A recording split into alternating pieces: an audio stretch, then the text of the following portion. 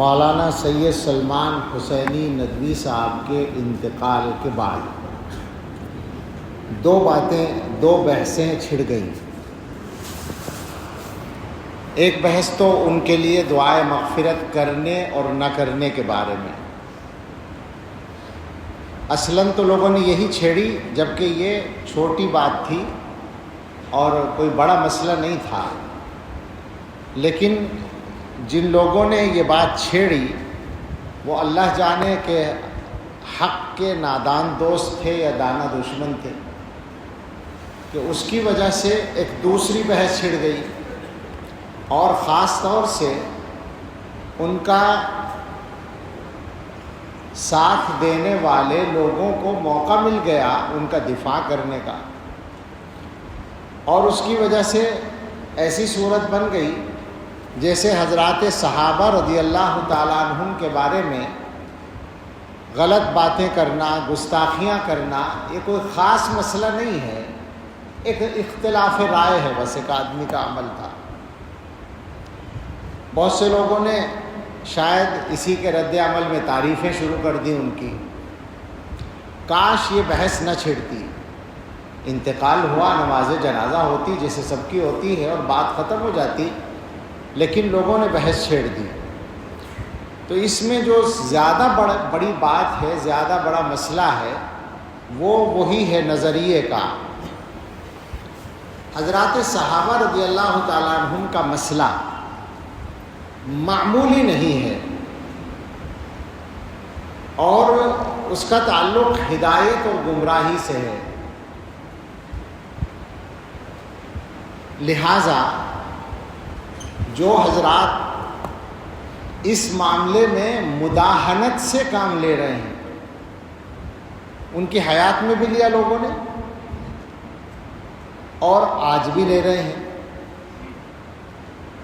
بہت سے لوگوں نے یہ کیا کہ ان کی ان غلط باتوں کو، گستاخانہ باتوں کو علمی اختلاف سے تعبیر کیا۔ لوگوں کو یہی پتہ نہیں ہے کہ اختلاف کیا ہوتا ہے، اور یہ جو بات ہے کہ اختلاف رائے کو برداشت کرنا چاہیے، تو کون سا اختلاف رائے ہے جو برداشت کرنے کی گنجائش ہے، اور کون سی بات ہے جس کے بارے میں چپ رہنے کی گنجائش نہیں ہے۔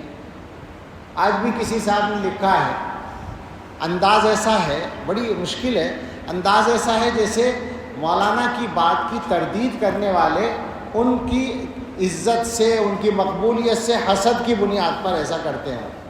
لا حول ولا قوت الا باللہ، اس سے بڑی غلط بات تو ہو ہی نہیں سکتی۔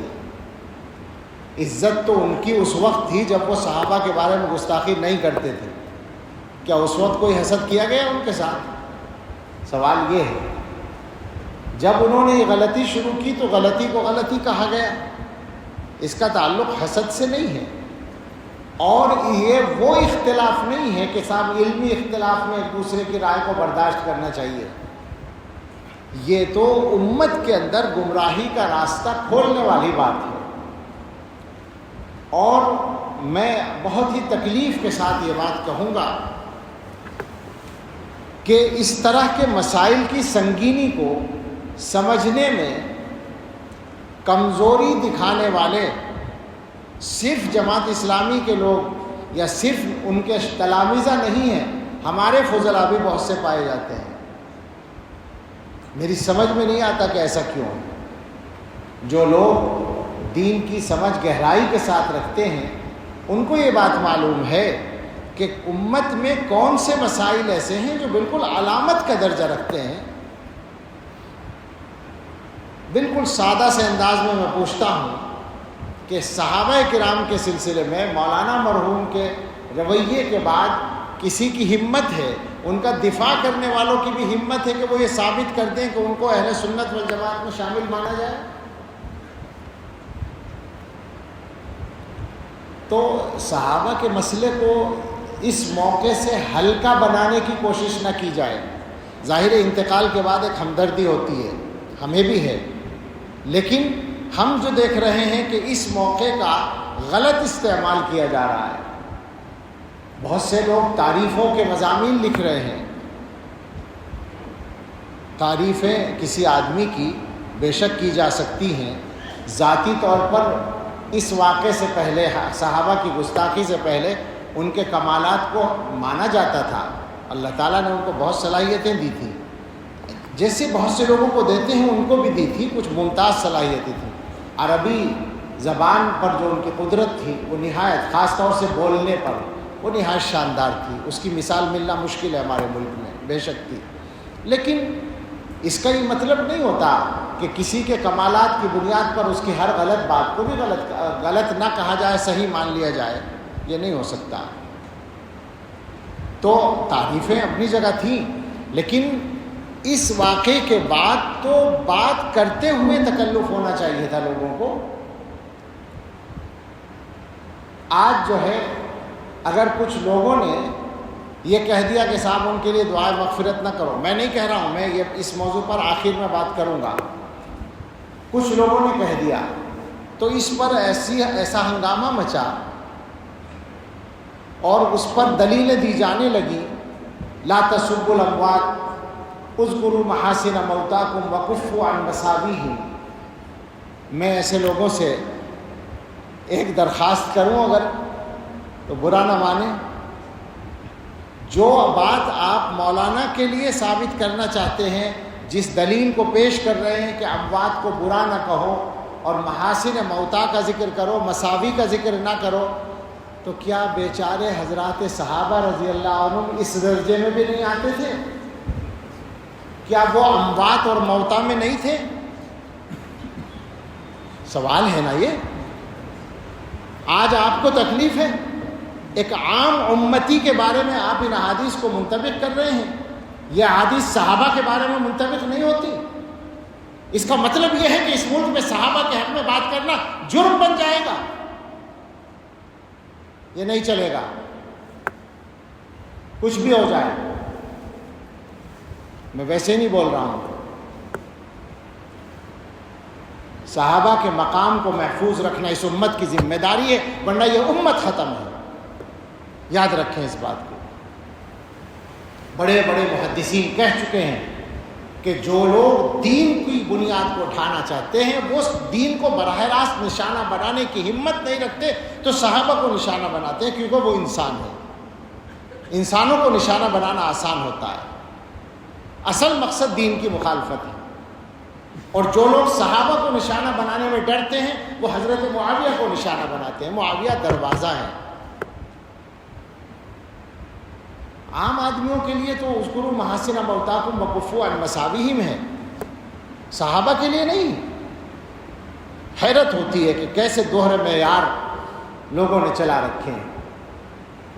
یہ بھی سمجھ لو کہ یہ جو حدیث میں حکم ہے کہ برائی کا ذکر نہ کرو، اس سے مراد ذاتی برائیاں ہیں، نظریے کی بات نہیں ہے۔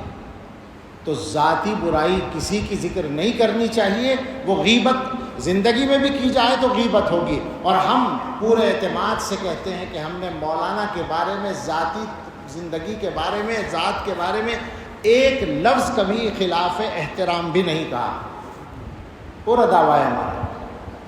اور بھی بعض لوگوں سے اختلاف ہے، شدید اختلاف ہے، ان کی بھی ذاتی زندگی کو گفتگو کا موضوع کبھی نہیں بناتے، بلکہ کوئی بات کرتا ہے تو میں کہتا ہوں کہ بھئی یہ بات نہ کرو، یہ غیبت ہے، بات نظریے پر کرو۔ تو یہ جو کہا گیا کہ برائی ذکر نہ کرو، اس سے مراد ہے اعمال کی برائی۔ کسی آدمی کے عمل کی برائی آپ کو معلوم ہے، اس کا انتقال ہو گیا، اب آپ کہیں کہ صاحب وہ اتنا خراب آدمی تھا، ایسا عمل کرتا تھا، یہ غلط ہے، اس سے روکا گیا ہے۔ محدثین نے باقاعدہ لکھا، امام نووی رحمۃ اللہ علیہ نے، کہ کفار اس سے مستثنا ہیں کفر کی بنیاد پر، منافقین مستثنا ہیں، اہل بدعت مستثنا ہیں، مبتدعہ کے ان کے نظریے کا ذکر کیا جائے گا غلطی کو، اس کو ظاہر کرنے کے لیے۔ تو لہٰذا اگر کوئی آدمی یہ کہے کہ گستاخی صحابہ، حضرت معاویہ رضی اللہ عنہ کی شان میں گستاخی یا دوسروں کی شان میں گستاخی، یہ غلط بات تھی، یہ ان کا غلط عمل تھا، تو یہ اس کے ذیل میں نہیں آتا کہ برائی ذکر نہ کرو۔ ہاں ان کی ذات پر، ان کی شخصیت کی ذاتی چیزوں پر کوئی انگلی اٹھائے تو غلط ہوگا، یہ مسئلہ نظریے کا ہے۔ تو حضرات صحابہ کے بارے میں ان تمام حضرات سے گزارش ہے جو ڈھل مل ہیں اس معاملے میں کمزور ہیں، اور میں دیکھ رہا ہوں بہت لوگ ہیں، اور یہ خطرناک بات ہے، یہ انہی کے لیے خطرناک ہے جو غلطی کر رہے ہیں۔ یہ اچھی طرح یاد رکھیں، وہ سب اس معاملے میں صحیح راستے پر آ جائیں، اور وہ صحیح راستہ میرا یا آپ کا طے کیا ہوا نہیں ہے، وہ صحیح راستہ فقط علماء دیوبند کا طے کیا ہوا نہیں ہے، وہ اس امت کے سارے بڑے علماء کا طے کیا ہوا راستہ ہے۔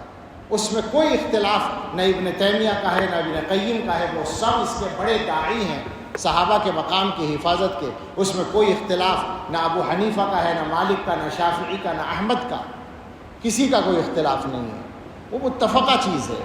اس متفقہ معاملے میں، اس متفقہ معیار میں لوگ باتیں بنانے کی گنجائش نکالنا چاہتے ہیں، اپنے آپ کو زیادہ بڑا سمجھتے ہیں، صحابہ کے بارے میں بات کرنے کی ہمت کرتے ہیں، اور موقع ڈھونڈتے ہیں، موقع تلاش کرتے ہیں۔ ایسے لوگوں کو توبہ کرنی چاہیے۔ بہت لمبی بات نہیں کرنا چاہتا، صحابہ کے موضوع پر تو بہت ساری تفصیلات ہیں، دلائل ہیں، میں بس اس بات پر آتا ہوں کہ ان کے لیے دعائے مغفرت کی جائے نہ کی جائے، تو بالکل صفائی سے بات ہے کہ ان کی تمام تر غلطیوں کے باوجود اور اہل سنت والجماعت کے نظریے سے انحراف کے باوجود اور گمراہانہ باتوں کے باوجود ان کی تکفیر نہیں کی گئی ہے۔ کسی دارالافتاء نے ان پر کفر کا فتویٰ نہیں لگایا، لہٰذا وہ کافر نہیں تھے۔ جب کافر نہیں تھے تو مسلمان تھے، اور جب مسلمان تھے تو مسلمان کے لیے دعائے مغفرت کی جا سکتی ہے۔ یہ بالکل اصولی بات ہے، اس میں ہمیں کوئی تعمل اور تکلف نہیں ہے۔ البتہ ایک بات ہمارے بعض بزرگوں نے کہی ہے کہ زندگی کے اخیر کے چند مہینوں میں وہ ان اختلافی مسائل پر بولنے میں احتیاط کر رہے تھے۔ اللہ کرے ایسا ہو کہ انہوں نے وفات سے پہلے ان چیزوں سے توبہ کر لی ہو۔ رجوع کا لفظ بولنا غلط ہے، توبہ کرنے کا مسئلہ ہے کہ توبہ کر لی ہو ان چیزوں سے، اللہ کرے ایسا ہو، تو ظاہر ہے ان کے حق میں بہت خیر ہوگا۔ مگر اس کے ساتھ یہ ضروری ہوگا کہ ان کے جو اخلاف ہیں، بے تکلف ان سے اپیل ہے، گزارش ہے، نہ یہ ہماری انا کا مسئلہ ہے یا نہ یہ ان کی انا کا مسئلہ ہے، ان کے اخلاف سے درخواست ہے کہ مولانا کی جو تحریرات اور تقریرات، جو تحریریں اور تقریریں، جو تصنیفات اس موضوع پر ہیں اور جو ان کے خطابات ریکارڈ ہیں، ان چیزوں کو آگے چلانے سے احتیاط کریں، ان کو بالکل روک دیں۔ اس کا ایک فائدہ تو یہ ہوگا کہ مولانا نے اگر اپنے معاملات کو ٹھیک کر لیا تھا تو آخرت میں ان کو بہت فائدہ اس کا مل جائے گا، اور ان کے حق میں ایک غلطی کا گناہ جاری رہنے سے وہ بچ جائیں گے۔ دوسرا فائدہ یہ ہوگا کہ خود اخلاف ان کے اس غلطی سے بچ جائیں گے۔ یہ بالکل ہم دردمندانہ اپیل کرتے ہیں کہ اس معاملے کو اب یہاں ختم کریں، اور مولانا سے جو غلطی ہوئی ہے اللہ ان کو معاف کریں، ہم دعا کرتے ہیں، اور اس کی معافی کے لیے سب سے معاون ہوگی یہ بات کہ ان غلطیوں کو آگے جاری نہ رکھا جائے۔ اللہ تعالی ہم سب کو صراط مستقیم پر استقامت عطا فرمائے، اور ہم سب کو حسن خاتمہ نصیب فرمائے۔ یہ مسئلہ، سچی بات یہ ہے کہ لوگوں کے ایمان کا مسئلہ ہوتا ہے اور نظریے کا، بنیادی عقیدے کا مسئلہ ہوتا ہے، اس لیے مجبوراً اس پر گفتگو کی ہے۔ کسی کے انتقال پر اس طرح کی بات نہیں کی جاتی، لیکن چونکہ لوگوں نے بحث چھیڑی، اور میں نے شروع میں کہا کہ جن لوگوں نے یہ بحث چھیڑی پتہ نہیں وہ نادان دوست تھے یا دانا دشمن تھے، ایسی بحثیں ایسے موقعوں پر چھیڑنی نہیں چاہیے، جس کی وجہ سے لوگوں کو غلط باتوں کے پھیلانے کا بھی موقع مل جاتا ہے۔